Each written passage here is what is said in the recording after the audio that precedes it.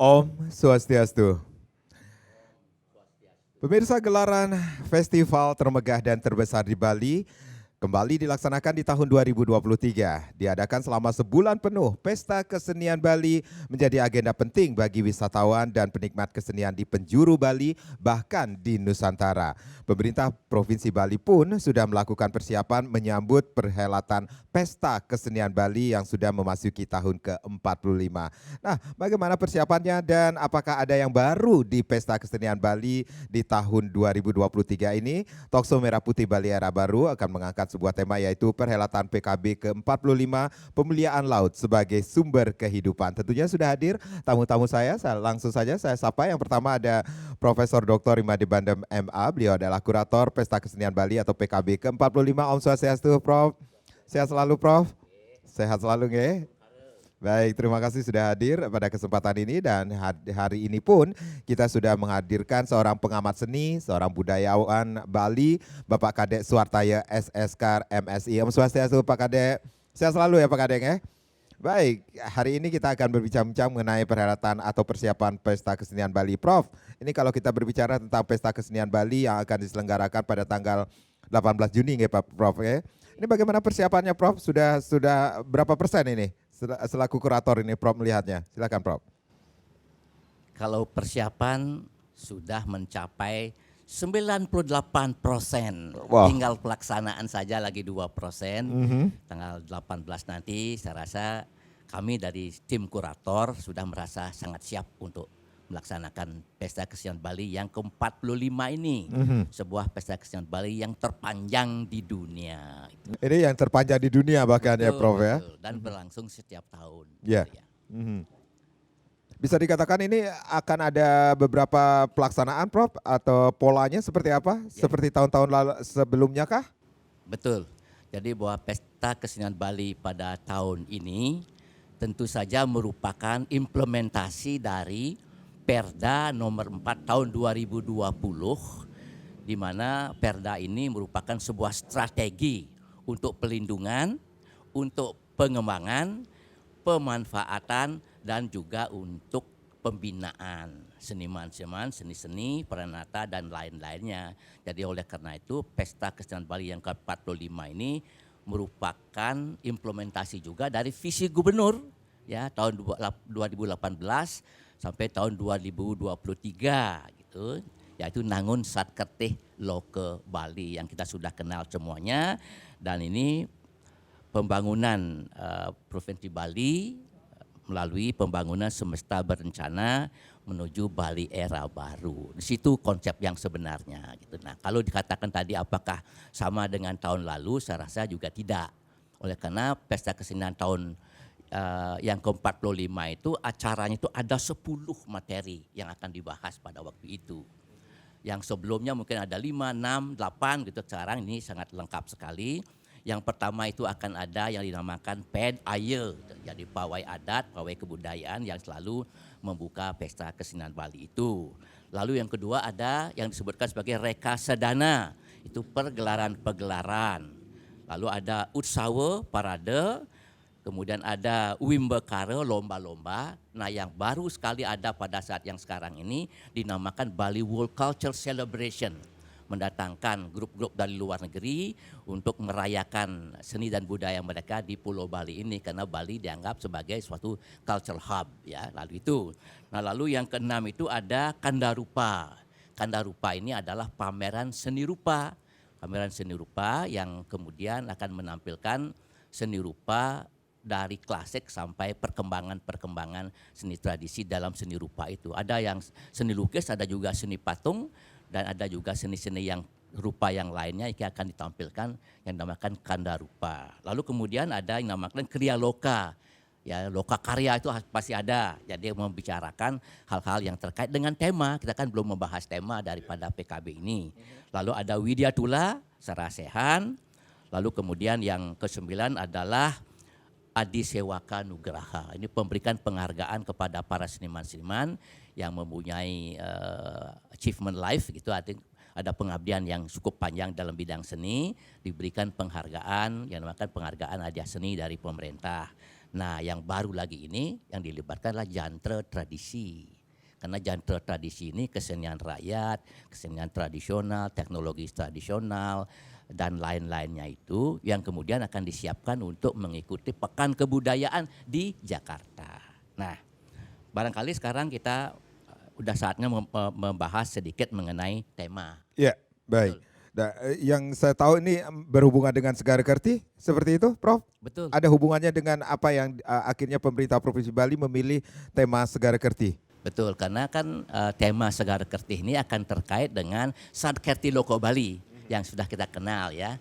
Lalu kemudian tahun ini memang temanya dipilih sebagai Segara Kerti. Nah, Segara Kerti ini adalah artinya buat tema lengkapnya Segara Kerti Prabaneka Sandi. Jadi itu adalah laut sebagai sumber penciptaan peradaban, cipta peradaban lewat laut. Kalau kita bicara masalah Prabaneka Sandi, laut sebagai cipta peradaban itu tentu saja kita melihat dua aspek. Aspek yang pertama adalah aspek skalanya, lalu yang aspek yang kedua adalah niskalanya. Tak dapat dipisahkan dari kebijakan yang dilakukan oleh Bapak Gubernur Wayan Koster. Nah, skala kalau kita bicara masalah laut, kita bicara masalah air. Kalau masalah air, kita masalah samudra, pantai, biota laut itu kaya raya sebagai sumber penghidupan kita. Bahkan samudra ini adalah suatu hal yang sangat dipentingkan, sangat penting sekali berkaitan dengan maritim. Indonesia, Bali ini kan suatu negara maritim yang terbesar di dunia. Ingat apa enggak ungkapan Bung Karno? Suatu saat beliau mengatakan bahwa Indonesia ini harus menjadi negara maritim yang terbesar, kembali kepada kejayaan Kerajaan Sriwijaya di Sumatera dan juga kejayaan Mojopahit, menjadikan bahwa Indonesia dan sekarang Bali ini menjadi suatu maritim yang sangat besar. Ingatlah kita pada saat-saat lampau itu bahwa kita menemukan bukti-bukti bahwa Bali ini sebagai skalanya itu pernah memiliki persilangan, perdagangan rempah-rempah dunia. Antara lain perjalanan orang dari India ke Cina, Cina ke India, ke Eropa dan lain-lain itu singgah di Bali semuanya. Dan ada pelabuhan di Bali Utara yang dinamakan Pelabuhan Julah. Ini besar pada zaman dulu itu, Pelabuhan Julah. Jadi ini adalah satu persilangan di mana kita menerima menjadi pasar rempah-rempah.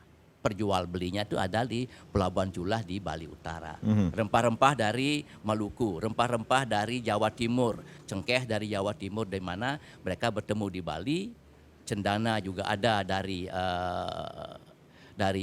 NTT ke sini dan diperjualbelikan di sini. Oleh karena cendana itu penting baik bagi India maupun bagi Cina karena dibutuhkan untuk dupa atau insen. Jadi dari skala saja kita sudah menjadi suatu kegiatan maritim yang sangat besar dan ini mau dikembalikan dalam tema Pesta Kesenian tahun 45 ini yang dinamakan Segara Kerti ya, Prabaneka Sandi itu. Nah, itu baru dari skalanya. Baik. Ya. Dari niskalanya? Hebat sekali karena tidak bisa dilepaskan dari segi niskalanya bahwa laut itu tidak saja tadi saya katakan sebagai fisik tetapi juga tempat di mana orang-orang Bali melaksanakan upacara keagamaan. Ada orang melasti ke laut, lalu ada juga mempekelem ke laut. Jadi beberapa kegiatan-kegiatan upacara keagamaan dilakukan di laut. Kenapa demikian? Oleh karena laut ini bukanlah benda sekuler, tidak. Jadi benda tempat yang bisa mempralina segala-galanya gitu. Jadi di sini laut ini memiliki fungsi niskala, memiliki upacara keagamaan yang sangat penting sekali. Banyak cerita-cerita mitos, banyak cerita-cerita nanti yang akan dijadikan tema dari pergelaran-pergelaran dan pawai yang ada itu diambil dari aspek-aspek niskala yang ada pada kelautan. Cerita Dewa Ruci itu misalnya, itu ada juga. Lahirnya kemudian Ratu Dalemped atau Ratu Gede Mecaling atau yang lain-lainnya ini akan menjadi tema-tema sentral dan inilah aspek spiritual daripada laut yang kita miliki. Mhm. Ya.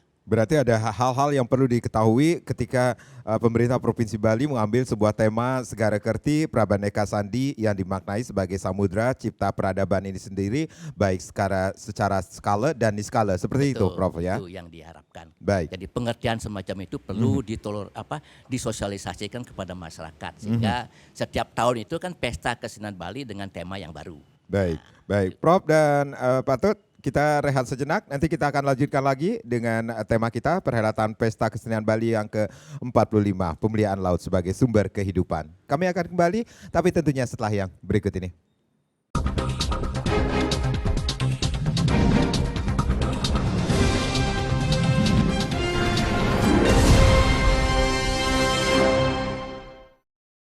Ya, terima kasih Anda yang baru saja bergabung bersama kami di Talkshow Merah Putih Bali Era Baru. Dan masih dengan topik kita yaitu perhelatan Pesta Kesenian Bali yang ke-45, Pemuliaan Laut sebagai Sumber Kehidupan. Tentunya masih bersama Prof Bandem, seorang kurator PKB yang ke-45, dan kami pun sudah menghadirkan seorang pengamat seni, budayawan, ada Bapak Kades Wartaya tentunya. Prof, ini yang ditunggu-tunggu oleh masyarakat ketika biasanya pawai, ped aye seperti itu. Ini ada yang berbedakah nantinya di tahun 2023 ini sendiri, Prof? Betul. Jadi perbedaannya banyak dengan tahun-tahun sebelumnya. Iya, seperti apa, Prof? Yang pertama ini bahwa tahun ini yang diperbolehkan untuk mengikuti pawai Pedayo ini 9 kabupaten kota dan 1 perguruan tinggi. Baik. Karena Bapak Gubernur menginginkan supaya pawai Pesta Kesenian Bali pada tahun ini tidak lebih dari 2 jam. Dimulai pada jam 2 sore, lalu akan berakhir pada jam 4. Karena malamnya kan ada lagi kegiatan. Jadi oleh karena itu dibatasi pesertanya dan juga program-programnya. Tema-temanya dirumuskan oleh masing-masing kabupaten kota bersama kurator begitu. Lalu mereka akan menampilkan tentu saja masing-masing simbol dari kabupaten kota, dari kebesarannya. Lalu ada masing-masing kabupaten kota itu akan menampilkan 3 jenis gamelan. Gamelan kecil misalnya seperti batel, lalu gamelan menengah ada yang disebutkan sebagai gong luang, lalu gamelan yang besar misalnya beleganjur dan sebagainya. Jadi masing-masing kabupaten kota itu menampilkan 3 jenis gamelan yang khas gitu. Nanti akan kita melihat suatu pawai di mana gamelan golongan tua, golongan madya, golongan yang baru akan tampil di dalam pawai seperti ini. Di samping memang kemudian masing-masing kabupaten kota ini akan membuat karya-karya yang berkaitan dengan biota laut gitu. Ada uperengge, rerengan misalnya akan ditampilkan ikan, ulam agung, prasasti, ogoh-ogoh yang berkaitan dengan kekhasan masing-masing kota dan kabupaten. Misalnya saja kita akan melihat Tabanan. Tabanan itu akan diberikan tema yang dinamakan Segara Kande, itu peristiwa laut. Di sana akan ada kehadiran Dangyang Nirarte sampai di sebuah pura, lalu kemudian peristiwa ini akan dijadikan suatu drama tari atau drama yang pendek seperti itu. Tetapi diingatkan kepada para peserta pawai ini, tahun ini tidak akan ada display di hadapan tamu. Tidak ada display. Jadi display itu akan mulai dari awal. Jadi mereka bergerak dari awal, sudah menari, sudah berakting dari awal. Tidak akan ada suatu display di hadapan tamu. Karena ini sering sekali menjadikan lambat ininya. Nah, tapi kalau dirancang, kemudian ini dari awal sampai akhir itu hanya 7 menit diberikan di hadapan tamu-tamu kita di kehormatan. Hanya 7 menit dan mereka harus berakting dari awal sampai 7 menit itu sendiri. Jadi ini kita sudah membina juga, tim kurator sudah membina ke seluruh kabupaten kota untuk melaksanakan supaya kita tepat waktu dan penampilan yang baik begitu. Jadi ada yang digaris bawahi tidak ada display tahun ini, ya, Prof display, ya. Baik. Ya. Nanti kalau ada display Anda bisa memberi kritik karena acting itu yang paling penting saya rasa gitu. Jadi tetapi nanti ada semacam drama tari itu akan dilaksanakan langsung ketika mereka berjalan. Dari 9 kabupaten kota plus 1 universitas ini sendiri akan menampilkan sub-sub tema yang akan mengacu ke sentral tema. Itu betul, seperti itu, Prof. Ya, semuanya akan diberikan. Misalnya saja Kabupaten Karangasem akan melakukan segarayannya isinya. Jadi tari maskotnya akan ada, gamelan selunding juga akan ada, Meru bertumpang 3 akan ada dari Pura Siloyukti, karena di sana kan ada terkait dengan Trisakti, kemudian ada Trimurti, Brahma Wisnu Iswara yang kemudian ditata oleh Empu Kuturan yang kebetulan pernah tinggal di Pura Siloyukti di sana. Jadi ini akan ditampilkan sebagai atraksi yang penting di dalam pawai itu sekali. Nah, Gianyar lagi. Gianyar itu akan menampilkan penyucian laut yang dinamakan Segara Parisuda. Di sana akan dilakukan berbagai, tentu saja gamelan akan hadir, lalu puncak-puncak Pura Masyeti akan ditampilkan, lalu ada Beleganjur, ada kemudian biota-biota laut yang akan dijadikan uperengge, naik sepeda, lalu kemudian ada biota laut, ikan dan lain-lainnya. Itu akan semuanya. Semua akan begitu. Leleng juga begitu. Lalu kemudian Kota Denpasar, apalagi Kota Denpasar ini adalah kota yang kemudian sangat terkenal dengan ekonomi kreatifnya. Di sini ada museum, di sini ada galeri, kemudian ada juga seni-seni kerajinan yang hebat lahir dari dulu. Ini Denpasar itu akan diberikan tema yaitu ekonomi kreatif. Baik. Dari Pait Ayo itu sendiri, kemudian dari 9 kabupaten kota plus 1 universitas, isi tentunya Prof yang akan tampil di Pait Ayo ini sendiri. Ini akan dilaksanakan masih di lapangan Badjara Sandi kah? Betul, Prof? Betul. Pembukaannya tetap akan berada di Museum Badjara Sandi dan juga dilaksanakan di tempat yang sama seperti itu. Nah, dan tadi disebutkan isi Denpasar diminta untuk ikut oleh karena akan menampilkan simbol dari pesta kesenian Bali yaitu Siwanata Raja. Siwanata Raja itu dianggap sebagai simbol daripada PKB dan di situ akan ditampilkan tentu saja tari Siwanata Raja dan satu gamelan yang dulu kita namakan Adi Merdange, tetapi dikasih beberapa variasi penambahan instrumen, lalu dinamakan berbagai bentuk yang dinamakan kemudian gombyah, kayak itu, lalu kemudian juga ketogumi, gitu. Tapi literaturnya tetap mengacu kepada Adi Merdange yang diciptakan oleh Asti sendiri pada tahun 1984 dan justru Adi Merdange ini, gombyah ini atau ketogumi ini yang disebut sebagai ketogumi memberi inspirasi kepada bangkitnya Balaganjur di Bali. Balaganjur akan diperlombakan dan ini Balaganjur akan menjadi sesuatu hal yang sangat intricate, kompleks ya gitu, akan diperlombakan dalam pesta kesenian. Baik, saya ke Pak Kade ini. Pak Kade selaku budayawan, kemudian pemerhati seni Niki sendiri, ini tahunnya bagi seniman kita untuk berpesta. Bisa dikatakan demikian, sebulan penuh akan ada banyak sekali kegiatan selama pesta kesenian Bali ini sendiri. Bagaimana Pak Kade melihat perkembangan seni di Bali selama ini, Pak Kade? Yang pertama, tentu kita sangat bersyukur karena Bali memiliki pesta kesenian Bali, kan begitu. Jadi sejak adanya pesta kesenian Bali ini boleh dikatakan kontribusinya sangat besar terhadap perkembangan kesenian di Pulau Bali ini. Kemudian bahwa model pesta kesenian Bali yang dimulai pada tahun 1979 ini bahkan ditiru oleh daerah-daerah lainnya, seperti Festival Danau Toba juga ada di Jogja, tetapi semuanya tidak berjalan lancar.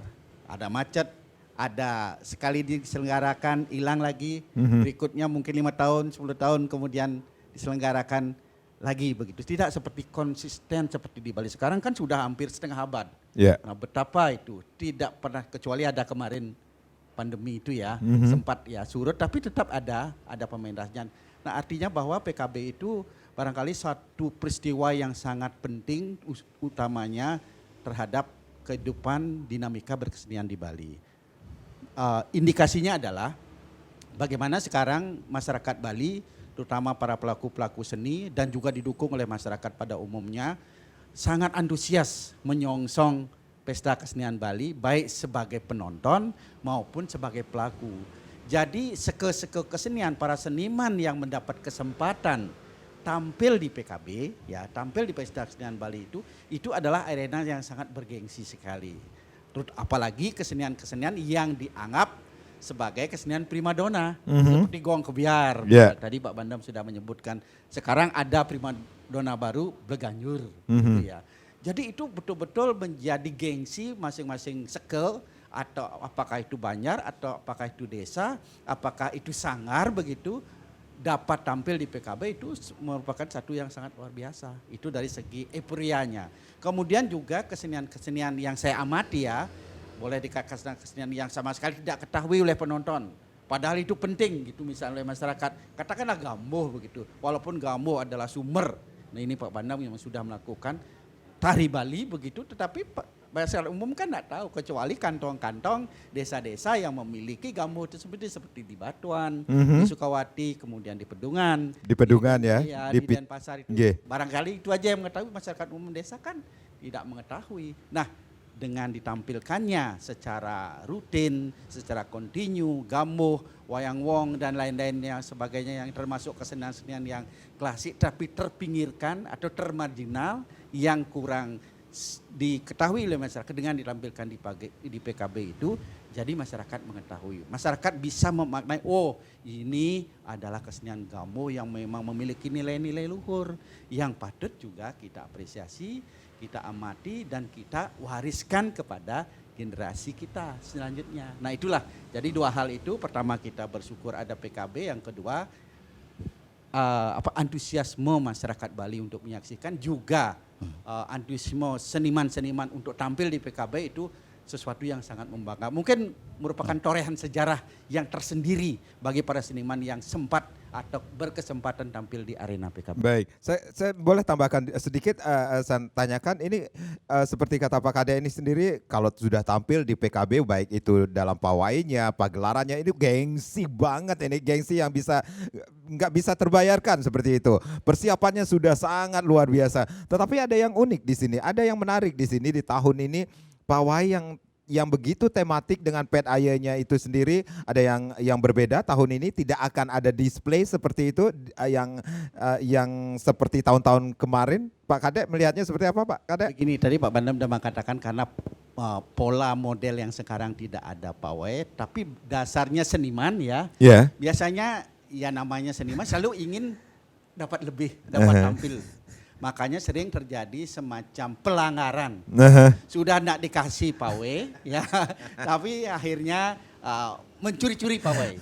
Atau tidak dibolehkan, kontingennya tidak boleh lebih dari 50, 100, kadang-kadang diikuti sampai 200. Jadi itu kan semacam bagaimana biar dapat saja kesempatan melintas saja sudah cukup begitu. Nah ini artinya apa? Tetap seperti yang saya katakan tadi, bagaimana masyarakat itu pokoknya merasa memiliki, bangga, antusias terhadap pesta kesenian Bali itu secara umum ya. Baik, baik. Ini euforianya, kemudian apa ya, taksunya sudah, kalau sudah tampil, wah ini sudah enggak, yang ada aturan bisa dilanggar seperti itu kan?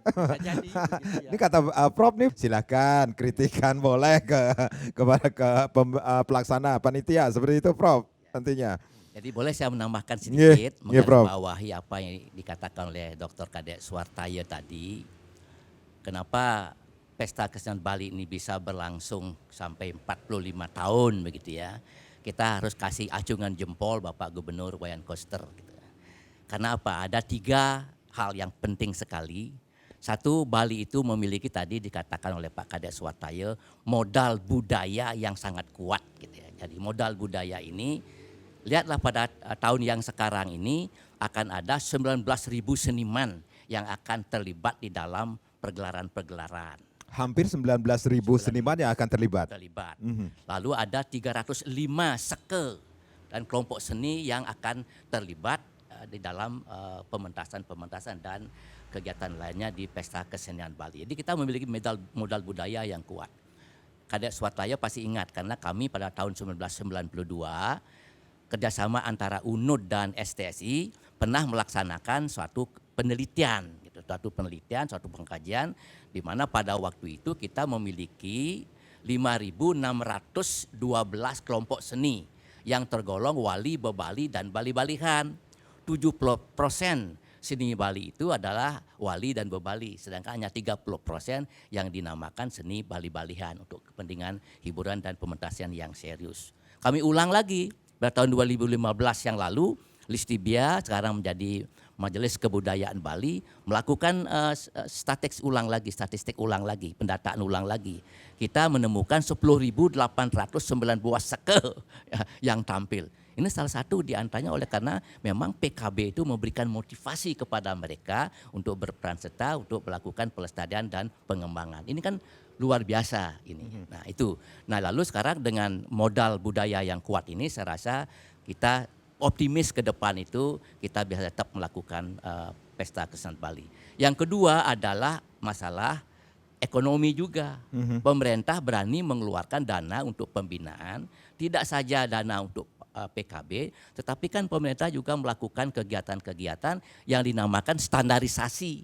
Jadi yang tampil di PKB ini nanti kebanyakan seke-seke, kelompok-kelompok galeri yang sudah mendapat sertifikasi, standarisasi dan sertifikasi. Jadi ini ada peningkatan mutu di sini. Jadi prosesnya sangat selektif. Sangat selektif, ini berkaitan dengan kegiatan-kegiatan yang lainnya.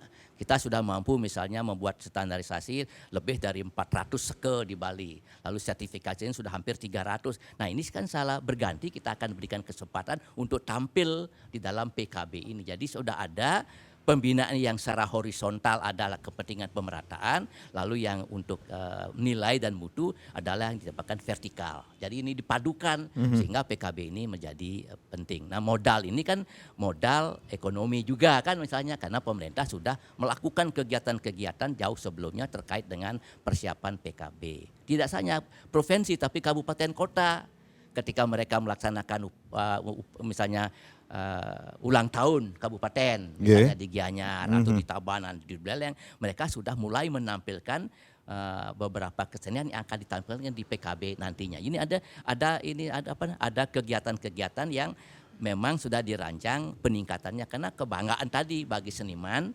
sebelum tampil di PKB itu mereka memang latihan yang luar biasa. Nah yang terakhir itu modal politik. Ya, Pak Wayan Koster kan membuat khusus Perda nomor 4 tahun 2020 ini penguatan pemajuan kebudayaan. Kalau undang-undang pemajuan kebudayaan itu ada 10 objek pemajuan kebudayaan, tapi Bali Perdanya menambah lagi 9 termasuk penguatan seni sakral yang tidak boleh dipentaskan dalam PKB. Kita juga memberikan pembinaan supaya nanti mereka tidak salah kaprah untuk menampilkan seni-seni sakral di PKB seperti itu. Jadi ini ada nuansa politik juga, ada perda itu terkait dengan itu. Jadi 3 modal ini menjadikan terasa PKB akan kuat di masa yang akan datang. Baik, PKB akan menjadi kuat di masa mendatang. Prof dan Pak Kadek, kita rehat kembali. Pemirsa, jangan kemana-mana, kami akan kembali, tapi tentunya setelah yang berikut ini.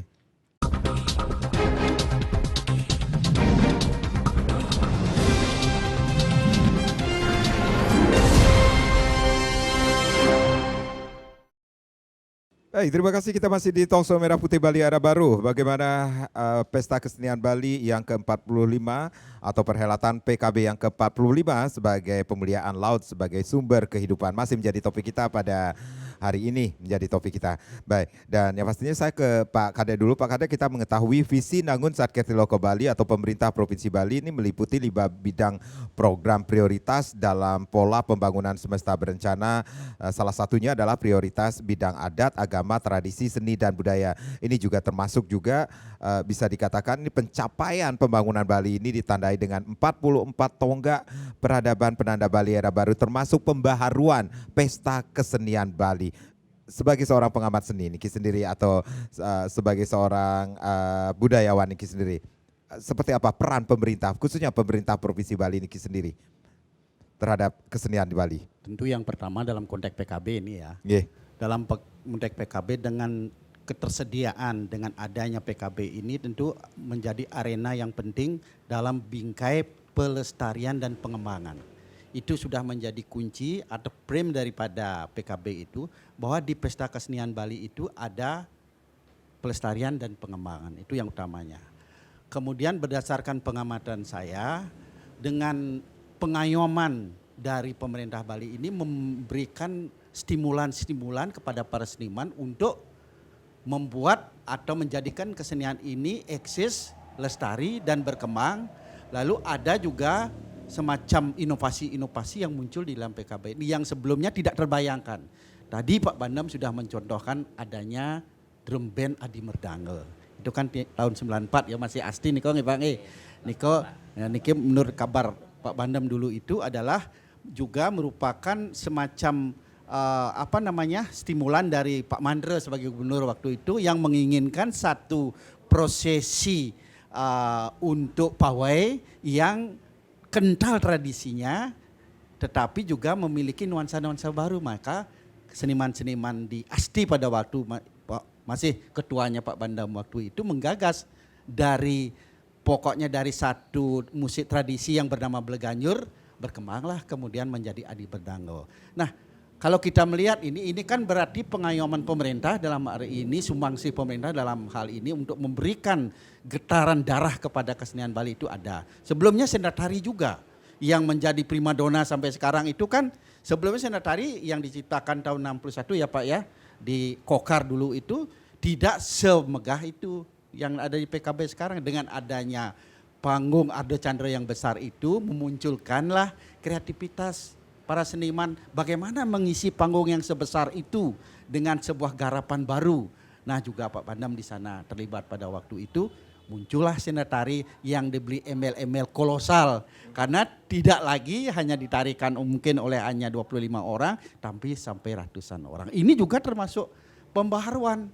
Nah kemudian makin sini PKB itu kemudian pengayoman pemerintah makin besar, baik itu secara finansial ya untuk memberikan katakanlah karena darah dari pada apapun kegiatan itu kan ada dana begitu, juga ada sokongan dana dan para seniman itu juga walaupun boleh dikatakan ya tidaklah dalam arti mengambil keuntungan dari sana, tapi seniman itu tetap seperti dikatakan tadi berkarya dengan sungguh-sungguh. Lalu muncullah kemudian hal-hal yang lain, pembaruan yang lain, misalnya sekarang ada Bleganjur ya itu juga termasuk dan terakhir lagi sekarang ada begini gong kebiar legendaris. Nah ini salah satu bentuk sesuatu yang lama yang diambil dari sesuatu yang lama tapi digali lagi, dikembalikan lagi menjadi sesuatu yang baru dan sekarang boleh dikatakan mulai digemari oleh masyarakat.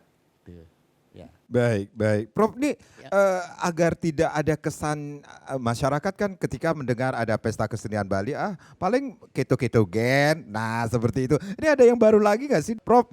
Kalau seperti kata Pak Kadek tadi ini, kita kangen loh sama Sendratari, kemudian drama gong seperti itu yang sering ditampilkan tahun-tahun sebelumnya sendiri. Betul. Jadi pertanyaan itu kan bahwa PKB itu dari tahun ke tahun itu saja atau dalam bahasa yang lain monoton gitu ya. Tapi sebelum menjawab pertanyaan Pak Karang seperti itu, saya ingin menambahkan lagi sedikit karena tadi juga Bapak Anda menyebutkan 44 tonggak pembangunan pemerintah Bali. Ya. Salah satu di antaranya gitu, yang sangat monumental nanti, apalagi setelah bertahun-tahun kita melaksanakan PKB itu di Art Center di Denpasar ini, nanti Bapak Wayan Koster, Gubernur Wayan Koster itu kan mendirikan pusat kebudayaan Bali di Gel-Gel Klungkung. Baik. Ini sudah dilakukan, pembangunan sudah dilaksanakan, bahkan nanti pada tahun 2025 itu bahwa pesta kesenian Bali yang ada sekarang di Denpasar ini akan dipindahkan ke pusat kebudayaan Bali di Kusambo Klungkung itu. Jadi sebentar, saya potong sedikit Pak. Ini mungkin pertanyaan masyarakat banyak sekali menanyakan, bahkan banyak yang DM kepada saya ini, benar nggak sih pesta kesenian Bali Art Center akan dipindahkan ke Klungkung? Seperti itu, Prof? Ya, betul. Jadi saya sudah mendapat informasi langsung dari Bapak Gubernur dan tim, dan sekarang sudah dilaksanakan pembangunannya, sebuah panggung yang terbesar di Bali yang isinya 15.000 orang, panggungnya bersifat panggung tapal kuda seperti di Art Center sekarang ada Chandra yang sekarang itu akan selesai dan akan siap digunakan untuk membuka pesta kesenian Bali tahun 2025. Nah, di samping panggung besar itu yang isinya 15.000 orang penonton, ya, dibangun juga panggung-panggung proscenium yang lain. panggung-panggung arena proscenium, bahkan akan dibangun sebuah panggung yang dinamakan Gedung Bung Karno. Ini salah satu gedung yang akan termewah dan ini isinya 2.500. Ada menggunakan balkoni, di bawah itu ada 1.500, di atas ada 1.000 orang. Dan ini akan dijadikan, akan diusahakan diselesaikan pada tahun 2025 ketika Pesta Kesenian Bali ini akan dipindahkan ke sana. Tentu Art Center ini akan digunakan terus juga bekerjasama dengan ISI dan pemerintah daerah, kota dan lainnya akan digunakan juga untuk pergelaran-pergelaran yang lebih kecil dan lebih intim seperti itu. Nah itu yang saya tahu. Dan di pusat kebudayaan Bali itu tidak hanya dibangun beberapa buah panggung, mungkin sampai 10 panggung akan dibangun di sana. Dibangun juga museum tematik. Ada 14 museum tematik yang akan dibangun di sana. Seperti Museum Wastra Bali, Museum Raja-Raja Bali. Ini 14 tematik museum akan dibangun di sana. Akan membuktikan bahwa pemerintah ini sangat concern, sangat memberikan memberikan pemikiran anggaran untuk membangun sebuah pusat kebudayaan di Gel-Gel Kelungkung ini. Pertanyaan masyarakat sudah terjawab saat hari ini. Betul. Baik. Jadi itu rencananya. Rencananya seperti itu. Betul. Dan tahun depan saya tambahkan lagi bahwa kebijakannya Bapak Gubernur yang sekarang ini, Art Center yang ada sekarang akan total direnovasi. Ya, baik panggung Ada Chandra, panggung Kesirarnamo, panggung Ayodhya dan lain-lainnya akan total direnovasi, diperbaiki. Tidak saja bangunannya, mungkin juga akan fasilitasnya itu akan diperbaiki. Sehingga tahun depan itu sudah difikirkan di mana nanti pembukaan PKB ini. Nah itu kan pertanyaan masyarakat juga. Yeah. Ada usul dari tim kurator, dari teman-teman di Dinas Kebudayaan, terutama Bapak Kades itu. Kemungkinan Pak Kades mengatakan bahwa pembukaan PKB tahun depan ini akan dilakukan di ISI dan pasar pembukaannya. Karena di sana ada panggung yang berintikan 3.000 sampai 4.000 orang penonton di luar panggung. Namanya apa itu?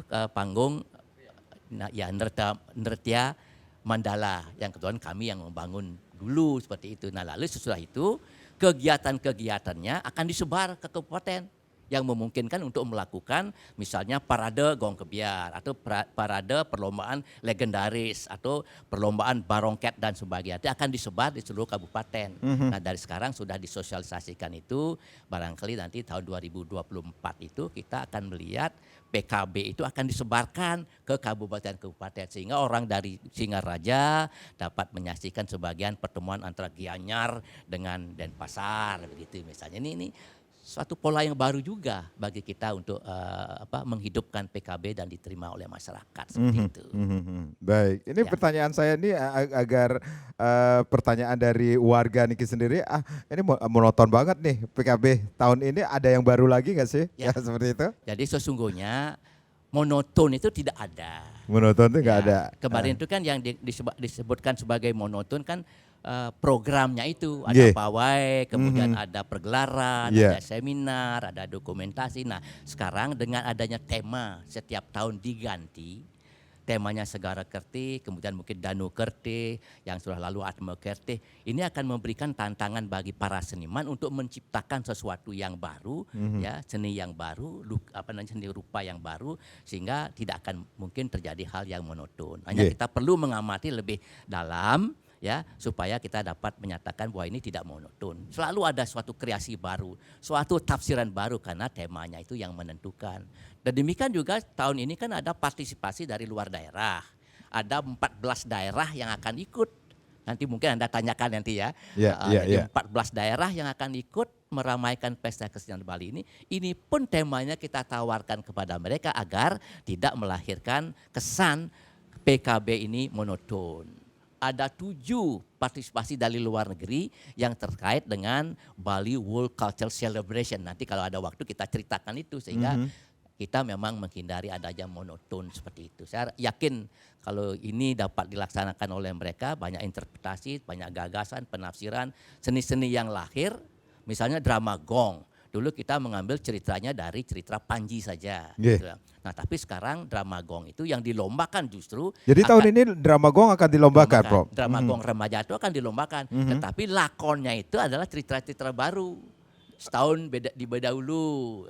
Sukreni Gadis Bali. Jadi judulnya mengambil dari sastra-sastra modern seperti itu? Ya, itu yang benar yang Anda katakan seperti itu. Baik. Sedangkan Arjo dikembalikan pada tema-tema klasik Malat gitu. Tapi drama gong ini di samping menjadi wahana untuk melestarikan bahasa Bali misalnya dan sastra Bali, lalu diambilkan dari cerita sastra modern itu. Nah, ini akan menarik kan? Karena tantangannya akan lebih besar bagi teman-teman yang memainkan drama gong ataupun Arjo itu sendiri. Baik Prof dan Pak Kadek, kita rehat kembali, ini menarik sekali. Nanti kita akan lanjutkan lagi. Pemirsa jangan kemana-mana, kami akan kembali saat lagi.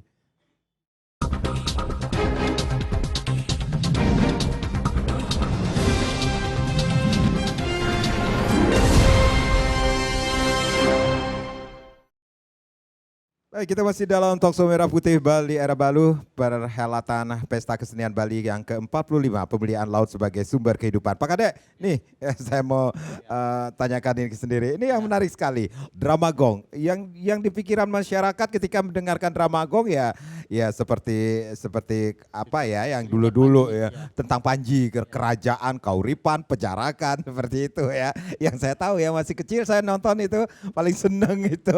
Nah, ini sekarang ada yang menarik sekali, ini lakonnya akan diambil dengan sastra-sastra modern. Ini Pak Kadek melihat ada pembaharuankah di sini ataukah memang seperti apa nantinya? Begini, berkaitan dengan penggunaan lakon-lakon baru ini kan semacam mencoba memberikan terobosan terhadap bentuk-bentuk kesenian yang barangkali dianggap kurang menggairahkan sekarang. Contohnya Arjo. Kita punya tokoh Harjo misalnya Pak Dibio, Prof Dibio itu dia melakukan inovasi-inovasi penggunaan repertoar baru, tidak lagi Panji seperti dikatakan tadi itu, bisa saja cerpen. Misalnya karyanya Pak Sangre itu Ketemu Ring Tampak Siring. Ketemu Ring Tampak Siring ya. Bahkan dia memakai ada cerita barat juga ya. Cerita dari Eropa. Komedian Yuli. Ya, William Shakespeare ya Pak ya. Shakespeare ya. Itu juga itu tujuannya adalah untuk membangkitkan kembali di mana penonton sekarang ini kan sudah tidak sudah tidak akrab lagi dengan Arjo. Penonton di bawah tahun 80 ke bawah 70 sampai 60 itu Arjo itu betul-betul kesenian primadona yang betul-betul ditunggu oleh penonton, di mana penonton selain menikmati ceritanya, menikmati tembangnya, tetapi penonton punya waktu, penonton yang dalam arti pekerjaan yang masih homogen barangkali pertanian begitu menyaksikan Arjo bisa saja sudah suryanya, penonton masih tekun menyaksikan. Masih tetap di tempat duduk. Di zaman sekarang, termasuk drama gong. Tahun 80 itu bintang-bintang drama gong itu ya seperti bintang film pada waktu itu Sukerti, Lodre dan sebagainya, Gong Rakopiannya dan sebagainya kan hilang. Nah jadi di bawah PKB usaha-usaha itu pembaruan itu dilakukan. Namun demikian saya punya catatan berkaitan tadi Pak Karang menyampaikan berkaitan dengan tema ya. Di masa lalu PKB itu awal-awalnya kan enggak pakai tema. Kemudian memakai tema seperti Pak Panji ya Pak ya. Babat, kemudian topeng, pewayangan dan sebagainya tema itu. Ada tema. Kemudian di sekarang ini tema-temanya berkaitan dengan program Satkerti Loko Bali. Ada Wano Kerti, ada Danu Kerti, sekarang adalah Segara Kerti. Nah, kita memahami dan panitia barangkali maksudnya adalah mengaktualisasikan, ya, kemudian mengartikulasikan tema-tema tertentu yang berkaitan dengan katakanlah ini program pemerintah seperti itu. Tetapi juga mungkin maksudnya ada mengkontekstualisasikan dengan isu-isu lingkungan. Misalnya soal air, kan secara dunia air menjadi permasalahan gitu. Makanya tema Segara ini tadi sudah dikatakan berkaitan dengan air, Danu Kerti juga air. Nah, di PKB itu dibungkus, dibingkai dengan tema.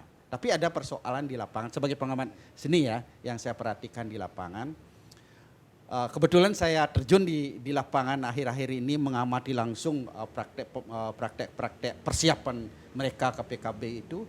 Ada seniman-seniman, kelompok-kelompok seniman itu yang kurang memahami, yang kurang mampu menyiasati tema-tema yang disodorkan oleh PKB.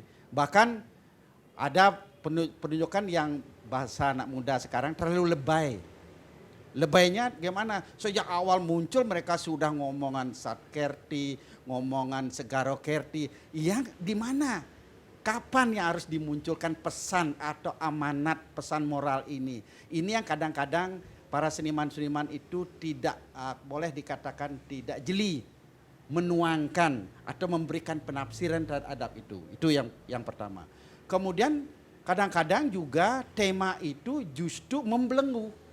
Ya, membelenggu dalam arti membelenggu kebebasan kreativitas seniman karena misalnya disodorkan harus cerita ini dipakai. Nah, seniman Bali pada umumnya dari yang seniman masa lampau itu sudah memiliki satu kearifannya sendiri, kearifan dirinya sendiri untuk menyiasati cerita-cerita yang bertebaran yang mereka pakai, Mahabharata, Ramayana, Baba dan sebagainya.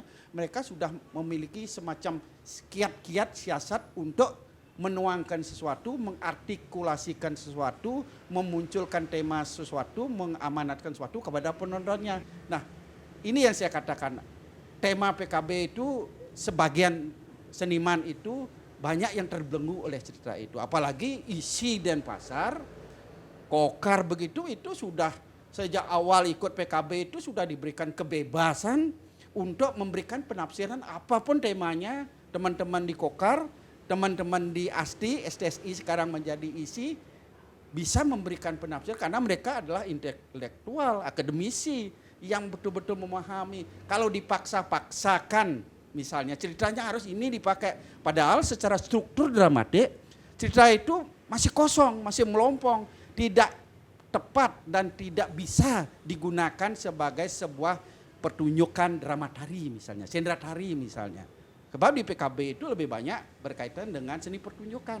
Ya kalau untuk musik barangkali bisa disaru-sarukan begitu. Tapi kalau untuk yang bersifat teatral, drama tari, topeng dan sebagainya. Yang harus menggunakan narasi cerita begitu ya kadang-kadang tema itu membelenggu kreativitas. Jadi hak semacam prerogatifnya seniman itu semacam katakanlah begitu ditekan-tekan, diintimidasi. Itu pendapat saya ya sebagian, tapi yang lainnya berdasarkan pengalaman saya ada yang pinter bagaimana menyiasati Segaro Kerti ini. Mungkin dari awal dia tidak tapi digiring ke sana kemari, akhirnya puncaknya di klimaknya baru dia bisa memunculkan dengan membuat penonton itu siang. Oke, ini maksudnya. Itu ya. Jadi itu masukan dari pengamat saya di lapangan. Baik. Prof, ada hal baru lagi di PKB yang ke-45, kemudian ada juga partisipan dari daerah luar, kemudian bahkan dari luar negeri pun saat ini atau tahun ini akan berpartisipasi seperti itu, Prof. Betul. Jadi sebelum sampai pada itu, tema ini sesungguhnya bukan membelenggu. Tema ini tantangan. Oke, baik. Tantangan bagi seniman, tantangan bagi kurator. Kenapa? Oleh karena seni-seni klasik kita, seni-seni tradisi kita, dan seni yang baru pun juga adalah seharusnya living theater, living seni pertunjukan. Nah seni-seni klasik kita seperti apa yang dikatakan oleh Pak Kadek Suwartayo tadi itu, Ramayana itu sudah menjadi bagian dari kehidupan. Mahabharata sudah bagian dari kehidupan. Tidak saja dipentaskan untuk seni pewayangan, seni tari, seni wayang wong, kekawin, tembang-tembang, sehingga masyarakat kita itu sudah tahu. Ini yang dinamakan living tradition, hidup ketika ditampilkan apa saja tanpa mereka mengetahui tentang ucapan. Tapi kesenian Bali itu sudah total teater. Nah kan gitu. Nah sekarang diberikan mereka tema-tema baru setiap tahunnya. Ini tugasnya Pak Kadek Suwartayo dengan timnya. Kita membutuhkan storytelling yang terus menerus. Nah, jadi harus diberikan storytelling, deskripsi yang bagus, yang mantap dan yang benar. Dan tersosialisasi tidak saja kepada seniman-senimannya yang akan melakukan pementasan, tetapi juga kepada masyarakat. Peran media ini sungguhnya kami butuhkan ke depan untuk menghadapi tantangan semacam ini. Kalau tidak demikian kita tidak akan maju juga. Gitu. Jadi ini penting sekali storytelling, deskripsi yang secara terus menerus, penulisan buku, terutama nanti perannya Pak Kadek Suwartayo itu sebagai kritik seni. Nah, kan kritik seni itu kan ada 3. Ada yang kritik seni jurnalis, Pak Kadek selalu ada tulisan di surat kabar. Ada juga kritik seni yang bersifat pedagogis, pendidikan. Ada juga kritik seni yang kami lakukan di isi dan pasar, kritikal sekali karena membimbing disertasi, karena membimbing tesis. Nah, ini betul-betul suatu kritik yang harus kita bangun seperti itu. Nah, disinilah perannya tentu saja Bali TV, Pak Karang sendiri, Pak Kadek Suartayo ini yang membangun supaya seni pertunjukan kita itu menjadi seni pertunjukan yang living tradition, yang living. Misalnya lakon-lakon dari Shakespeare itu kan tidak biasa oleh masyarakat kita di sini. Sudah diusahakan oleh drama modern, oleh Rendra, oleh Putu Wijaya, tapi kan ini diperlukan terus-menerus untuk supaya mereka mengerti tentang cerita yang dari luar dijadikan living tradition mereka. Ini tantangan besar sesungguhnya bagi kita. Tapi kita harus maju dengan cara memberikan storytelling dan deskripsi yang pantas seperti itu. Nah, yang kedua tadi itu adalah pertanyaan partisipan dari luar yang ikut berpartisipasi dari luar. juga. Tahun ini kan ada 14 ada 14 grup dari luar yang akan berperan serta. Ada dari Gunung Kidul, Yogyakarta. Ada dari Sleman, Yogyakarta. Ada UNY dari Yogyakarta. Ada yang dari Betawi akan menampilkan seni Betawi. Ada juga yang dari Bandung akan menampilkan kesenian Bandung. Ada juga dari Sulawesi yang akan menampilkan kesenian Sulawesi gitu ya. Jadi makin banyaklah partisipasi dari luar daerah untuk menghidupkan kesenian ini. Tidak hanya maksudnya mungkin promosi kesenian mereka, tetapi membangun dialog.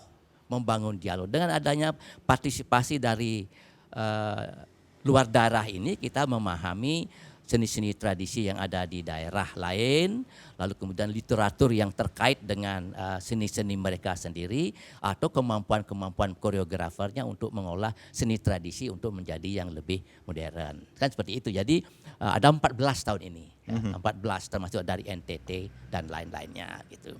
Nah, lagi yang dari luar negeri. Nah, yang luar negeri. Jadi dalam Perda nomor 4 tahun 2020 itu ada suatu program yang dinamakan Bali World Culture Celebration. Karena Bapak Wayan Koster atau tim yang lain itu selalu menginginkan Bali ini pusat dialog kebudayaan dunia, maksudnya seperti itu. Ada yang menarik di sini adalah penganugerahan atau apresiasi dari pemerintah terhadap para pekerja seni atau bisa dikatakan akan dianugerahkan Adi Sewaka Nugraha. Berarti sudah ada orangnya, Prof? Sudah ada orangnya, sudah ada 10 orangnya? orang. 10 orang itu oleh suatu tim mereka dinilai baik. kegiatan mereka, lalu karya-karya mereka, lalu tim itu sudah merumuskan, tapi kan belum bisa diungkap sekarang. Tidak boleh belum lah gitu kan. Tapi yang jelas ada 10 seniman yang akan mendapatkan penghargaan. Mereka akan diberikan penghargaan, mereka akan demonstrasi keahliannya atau menunjukkan kemampuan mereka di hadapan publik. Rentang usianya berapa sih, Prof? Nah, ini rentangan usianya ada yang 50 tahun. 50 tahun ke atas berarti. Tapi intinya adalah mereka yang sudah bekerja intim selama 10 tahun. Baik. Bisa juga yang agak muda 40 tahunan, tetapi gagasan semula kan seniman tua namanya. 50-60 tahun mereka akan diberikan. Baik, Pak Dek, ini momentum apa yang bisa diambil oleh para seniman ketika dilangsungkannya Pesta Kesenian Bali ini tahun ini? Momentumnya pertama adalah kesempatan seperti saya katakan tadi ya. Momentum yang lainnya kita berharap ya PKB ini terus-menerus akan memberikan kontribusi kepada kehidupan kesenian di luar PKB. Tetapi harapan kita ada sesuatu barangkali yang terjadi semacam kesenjangan. Di sisi lain hampir 80% sampai 90% itu PKB itu berhasil memberi semangat kepada kehidupan berkesenian di Bali. Tetapi saya berharap sekali sebenarnya momentum PKB ini dapat mengembalikan bentuk-bentuk kesenian yang boleh dikatakan kurang berkenan perkembangannya di masyarakat. Contoh joget. Nah, kita berharap dengan contoh-contoh model-model joget yang santun di PKB itu dapat berpengaruh terhadap, tetapi sampai sekarang coba buka HP-nya. Barangkali setiap saat lewat adegan-adegan seperti itu. Ini yang saya anggap kok belum berhasil-hasil PKB itu berkontribusi terhadap joget. Ini tugas siapa ini Pak Kadek? Ya tugas kita bersama. Tugas kita bersama. Baik. Pak Prof, ada harapan Pak Prof dengan PKB yang tahun ini 45 nih? Tentu saja bahwa PKB ini akan menjadi sebuah strategi, tadi saya katakan pelindungan, pengembangan, pemanfaatan, dan pembinaan. Itu utama sekali. Sehingga PKB ini akan dijadikan satu wahana untuk revitalisasi seni budaya kita. Revitalisasi itu adalah menghidupkan kembali seni-seni tradisi klasik yang sudah ada, tetapi dengan jiwanya baru. Baik. Harus kontekstual. Sekarang RI 4.0. Berani apa tidak kita mengambil langkah seni tradisi seperti topeng kita masukkan sebagai dokumentasi NFT, non-fungible token. Nah itu kedepannya kita memang mengharapkan PKB ini tetap dilaksanakan karena strategi untuk memberikan hiburan sehat kepada masyarakat kita. Hiburan sehat yang memberikan tuntunan moral, hiburan sehat yang memiliki aspek keindahan, kesempurnaan, keharmonisan, dan juga pengembangan kesenian seperti itu. Baik, berkesenian kita harapkan lebih baik lagi ke depannya, seperti itu ya. Baik, jangan lupa untuk datang untuk menikmati pagelaran Pesta Kesenian Bali dari tanggal 18 Juni sampai 16 Juli 2023 tentunya tahun ini. Prof, Pak Kadek, terima kasih sudah sharing. Saya Made Sukarnekaran. Terima kasih. Kita berjumpa lagi di lain kesempatan. Om Santi Santi Santi Om.